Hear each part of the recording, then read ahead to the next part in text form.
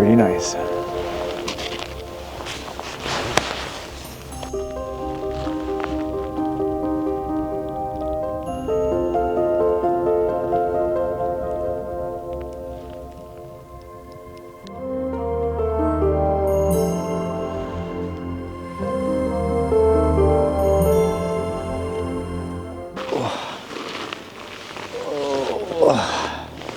Well, good evening everybody, it's me Spencer Lee back with another video. We are here tonight up on the mountain and of course we're shooting Milky Way. We've got this gnarly tree right here behind us and we've got the Milky Way. It's going to set a little bit more off to the right. It's September, so Milky Way kind of starts the evening off vertical and then just kind of sets into like the southwestern skies, so it's a little bit challenging because we're looking for compositions that we wouldn't normally look for. But in this video today I wanted to talk about focal length for astrophotography and when you would use each different type of focal length, what focal length is the best for astrophotography, and kind of help you decide what lens to get for astrophotography. So first up, the lens that we are shooting this tree with is the 14mm f1.8 or a super ultra wide angle lens. Now 14mm will give you a nice wide field of view. That way you can get really close up to your subjects, make your subjects super big in the foreground, but still capture a big vast night sky in the background. So that's exactly what we're doing here. We're literally super close to this tree, and the only way we can fit this entire tree as well as the night sky in the shot is if we shoot it with the widest lens that we have, which is a 14mm.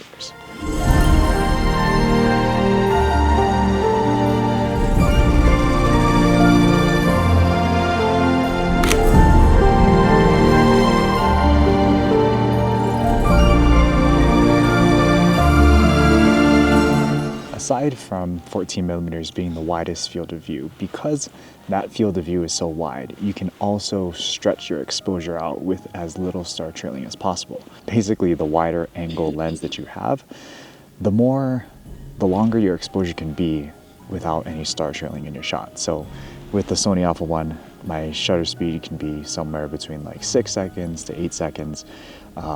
And you'll see very minimal star trailing, especially in the corners. Now you'll see as we kind of move on throughout this video, the tighter our focal length gets, the faster our shutter speed has to be for sharp stars, and that's because we're kind of punching in on a section of the night sky. So obviously the stars are going to move faster when you're punching in tighter. So the benefit of the 14mm is that you can stretch your shutter speed out quite long and not get so much star trailing in your shots. And again, because it's also so wide, it's probably the best lens to showcase both the Milky Way core as well as the tail of the Milky Way core, the Great Rift of the Milky Way. So you can really get a nice shot of like the entirety of the Milky Way core as it streaks across the sky. You're not just focused in just on the core itself or a section of the core. It really kind of gives that nice expansive view. It's also the best lens, in my opinion, to use mid-season, especially here in Hawaii, where we're really close to the equator. So June, July, the Milky Way core can get super high up in the sky. So having that wider field of view allows you to capture the core when it's really high up in the sky, but at the same time also include some foreground elements so that your shot isn't just a shot of the Milky Way core. The 14mm is also the best lens, in my opinion, to use for time-lapse photography or time-lapse astrophotography, because you can set up a shot that's really ultra wide, and because it's so wide you can really exaggerate the movement of the Milky Way across your frame. So you can start with the Milky Way kind of on one side of the frame and have it transition all the way to the other side of your frame. And because it's so wide, you can really see that movement. And if you were to take a time lapse and kind of crop it down in post, because you have that wide field of view, you have a lot more real estate to work with. It's a lot easier to crop that in post if you're doing a time lapse. And because I shoot video, astrophotography video, I have to include the video application here as well. So the 14mm I use primarily just to get a nice establishing shot. Like the shot that you saw earlier to open this video was shot with the 14mm. You really can see everything from foreground to Milky Way as I walk into the location. And even if the Milky Way core is pretty high up, you can fit that all in one frame with the 14mm again, because it's super ultra wide. But when you try to use it for more of these talking head shots, it doesn't work as well as like a 20mm or a 24mm, because you're gonna see all sorts of distortion. You're gonna see distortion with your face because it's so ultra wide. So yeah, you probably could use it to do these talking head astrophotography vlog shots, but I prefer tighter focal lengths for that. And another downside of the 14mm is that usually 14mm lenses have a bulbous front element. So if you ever want to use the 14mm for something like seascapes, or maybe throw on a filter for astrophotography like a clear sky filter, it's a little bit of a hassle because you're not able to use the regular circular filters with these lenses. You have to use either the rear ND filters and the rear filters, or you need to get a whole big front filter set, which adds weight to the camera bag. So if you're somebody that wants to use the 14 for something other than astrophotography, it might be something to consider if you are into other genres of photography like seascapes and stuff.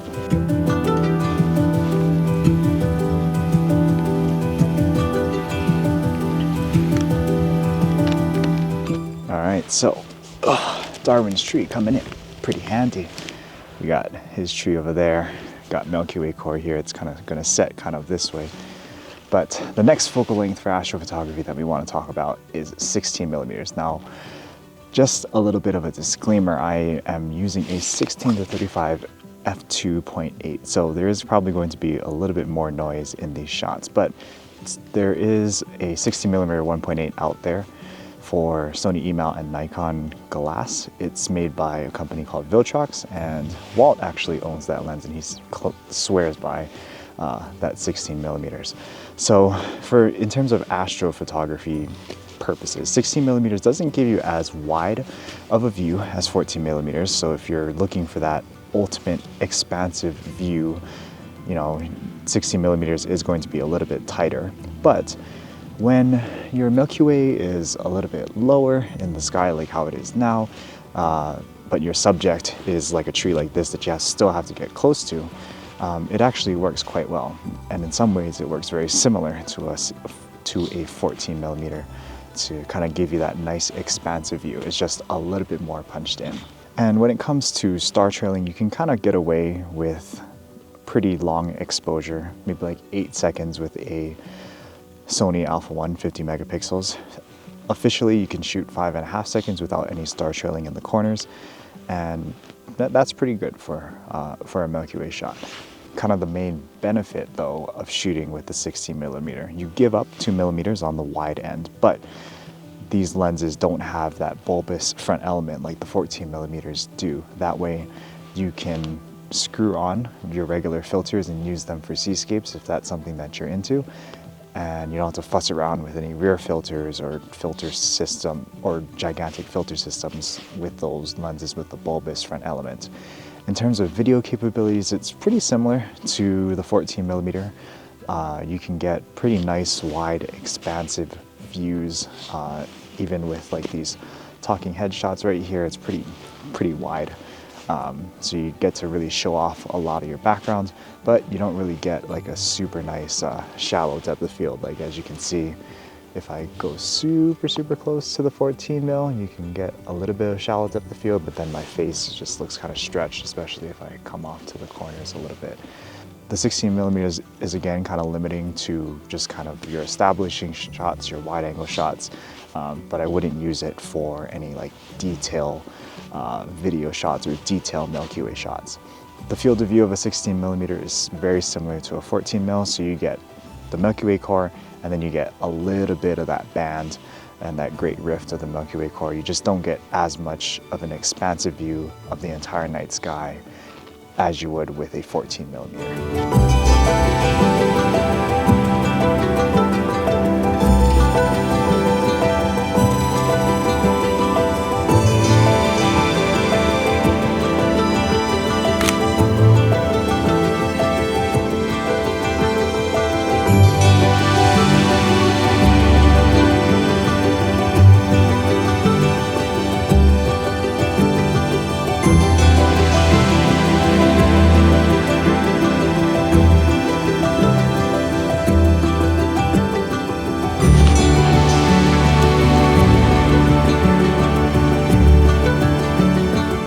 All right, folks, so as you can see behind me, we're shooting another gnarly tree that we scouted out during the daytime. The Milky Way is just rising off, or setting actually, from the left, and it's gonna set right behind the tree. So I set up a quick time lapse with the 20 millimeter, which is our next focal length that we're gonna talk about in this video. So 20 millimeters for astrophotography is actually probably my favorite focal length for astrophotography. I don't know, I always kind of flip back and forth between 14 millimeters and 20 millimeters, but I really love the 20 millimeter focal length. So 20 millimeters is the best hybrid focal length for astrophotography. It's not super ultra wide, so you don't get a lot of like that empty space in the night sky. You kind of can really focus in on the Milky Way, and it's not too tight that you only capture a sliver of the Milky Way or just the meat of the Milky Way. There's still some context there when you're shooting at 20 millimeters. This focal range works best for simple subjects like rock formations or simple trees like this, and it usually works better when the Milky Way is just a little bit lower on the horizon like it is today. It's not necessarily the best focal length if our Milky Way is like super high up in the sky, but when it's kind of lower on the horizon, you can pair it with a nice subject in the foreground. That's when the 20 millimeter performs at its best. But if you're trying to shoot a foreground that's like on the ground, like maybe it's a log that's leading up to your formation, that's leading up to like a rock formation or a tree, the 20 millimeter is just a little bit too tight to get like the foreground elements that are literally right in front of your camera on the ground. I would say use the 14 millimeter for that. But if your subject and your foreground is simple, like this tree is just kind of sticking out of the ground and you're just pairing it with the night sky, usually those type of foregrounds and those type of subjects works best for 20 millimeters. Now, because we're shooting a little bit tighter on the night sky, our shutter speed does have to be a little bit faster to prevent star trailing. With the Sony Alpha 1 and the 20 millimeters, we can get 4.45 seconds of exposure before we start seeing some star trailing. So usually I like to shoot this lens around 5 seconds or 6 seconds just to kind of minimize the star trailing in the sky. So right now I'm doing 6-second exposures to try and capture some relatively sharp stars, trying to minimize the star trailing with this lens. And in terms of using this lens for astrophotography vlogging, 20 millimeters is actually my preferred vlogging focal length for any vlogs in general, but for astrophotography it really does work the best. It's wide enough that you can see parts of the Milky Way core. It's not going to be as wide as this shot here that we're vlogging with, which is the 14 millimeters where you can see everything, but because you're punched in a little bit closer, you get that nice shallow depth of field effect at 20 millimeters, so that your stars kind of look like beautiful bokeh balls, whereas like 14 millimeters you get a little bit of that shallow depth of field, but it's not as pronounced with the 20 millimeters because obviously we're so ultra wide. It might be the last Milky Way shot of the season because I don't think we're gonna shoot Milky Way tomorrow on our last day because we got to check out of our Airbnb a little bit early. But yeah, we'll talk about our other focal lengths in a little bit after this time lapse is finished.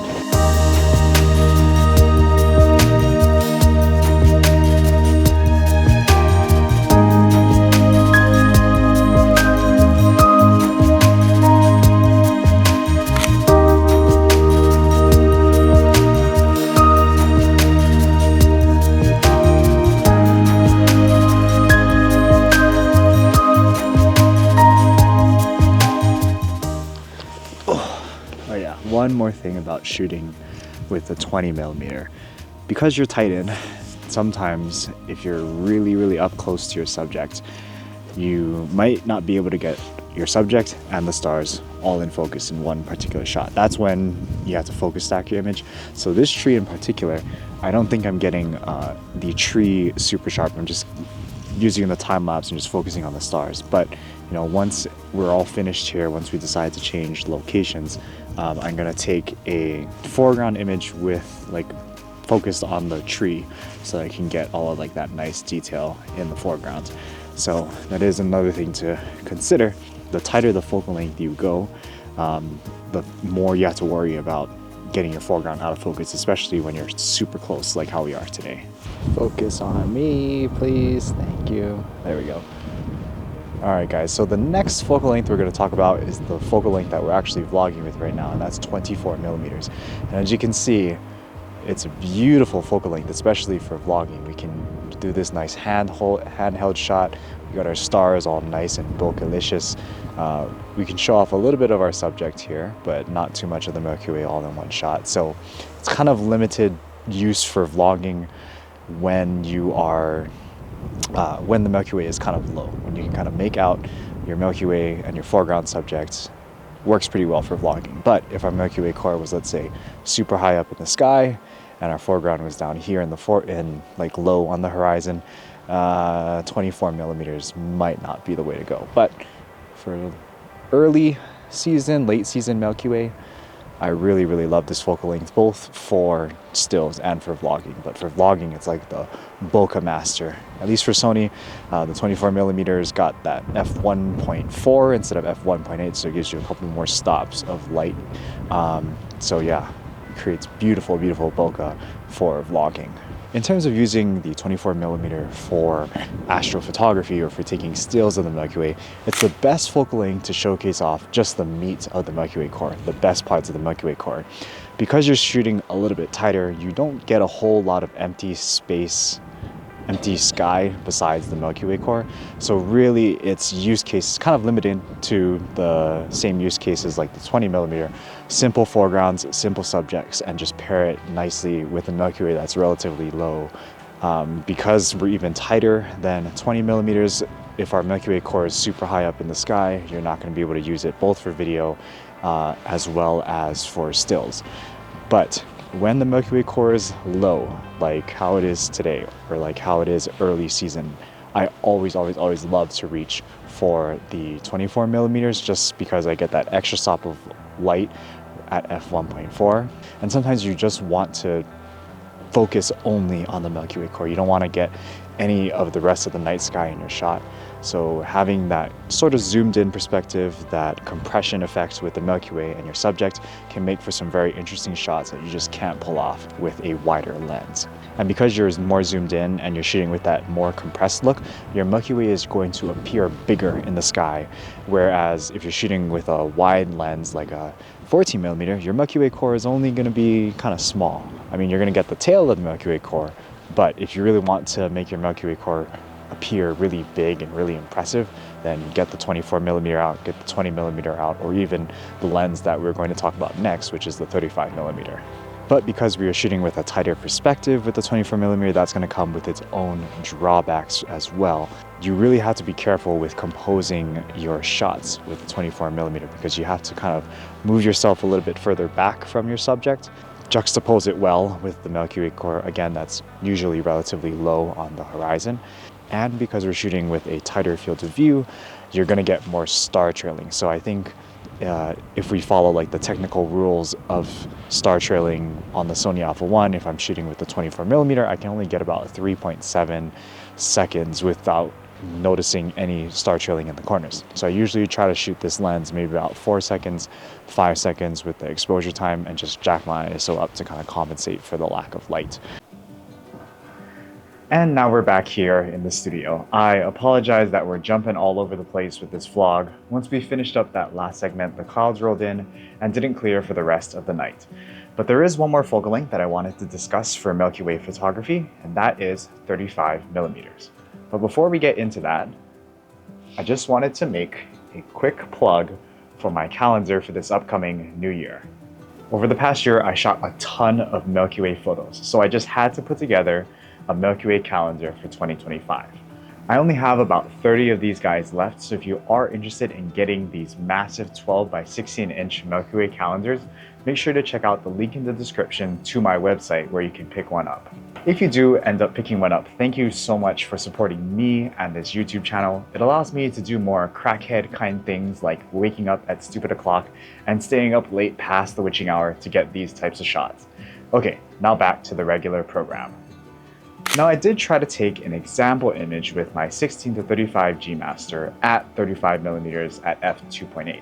You can kind of see the idea that I was trying to go for, but ultimately those stupid clouds ruined the shot. Now 35 millimeters is probably the tightest focal length that I would go personally for Milky Way photography.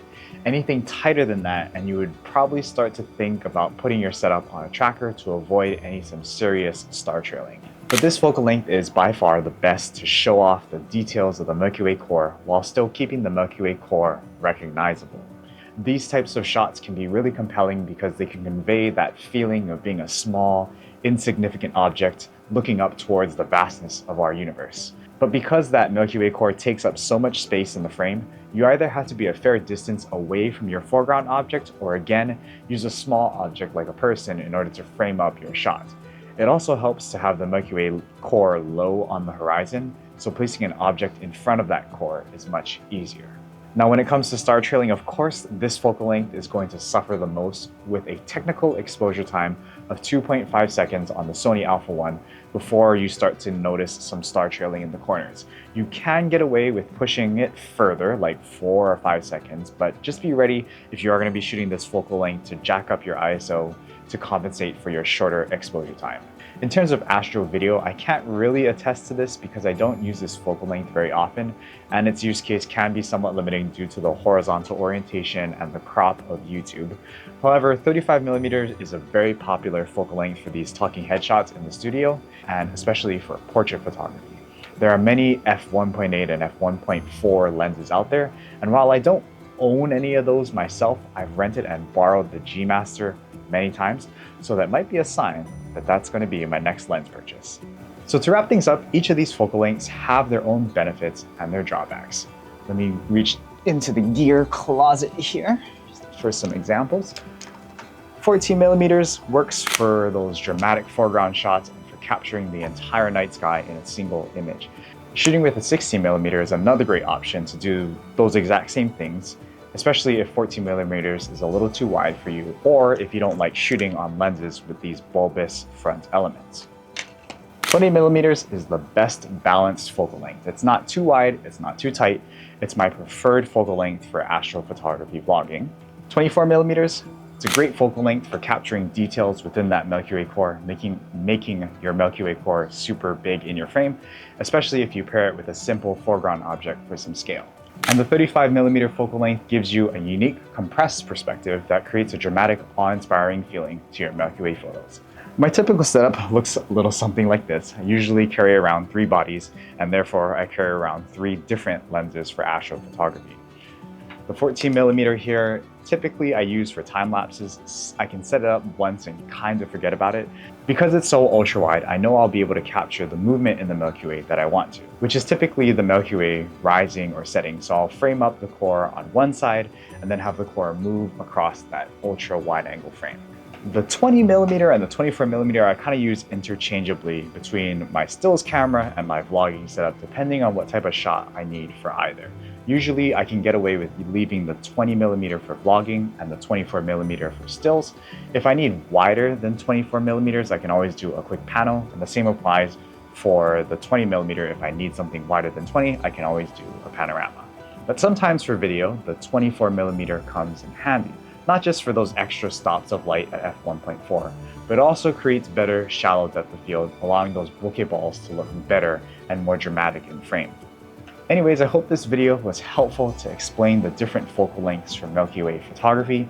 Unfortunately, Milky Way season is kind of coming to an end, but definitely save this video to watch before the next season. Moral of the story is, don't just shoot with the widest focal length possible. I think it's instinct for us astrophotographers to instantly reach for the 14mm or 1.8 lens for Milky Way and just call it a day. But there is value in shooting Milky Way with a tighter focal length, and sometimes it might even work out a little bit better. If you like this type of content, this travel, vacation, and a little bit of photography education, make sure you hit that like button, comment below, and subscribe if you aren't already. And we'll see you guys in the next video. Peace out.